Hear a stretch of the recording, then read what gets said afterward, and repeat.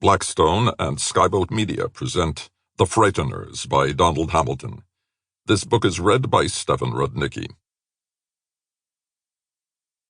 Chapter 1. They picked me up with a float plane, which must have taken some arranging. It wasn't as if I'd backpacked into remote Alaska.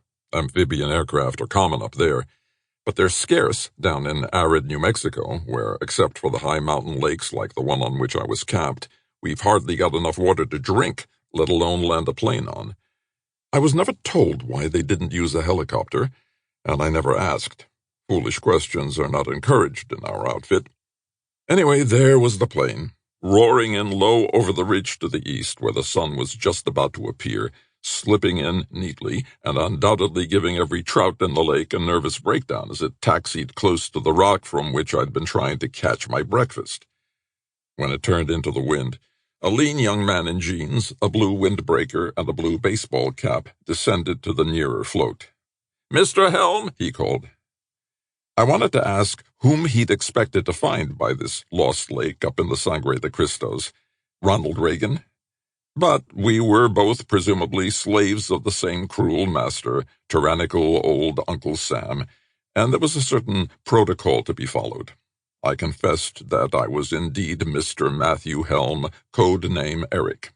He threw a corny ID phrase at me, the flavor of the month, and I threw an equally corny response back at him. Identification confirmed.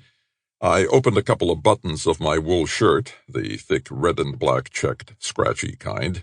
I was wearing jeans and hip boots at the other end, and returned to its armpit holster the short-barreled .38 Special I'd been holding out of sight behind my leg.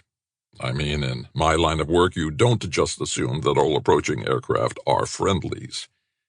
If it had been a hostile, my big yellow Labrador pup would have been no help at all. He was a hunting dog, not an attack dog. He just stood beside me, watching with interest, his thick tail waving gently.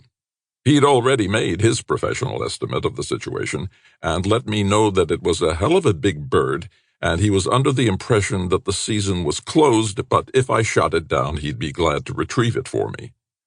"I'm Greer," called the young man on the float. "You're wanted in El Paso soonest." It was no time to protest that I still had 11 days of my month's leave coming.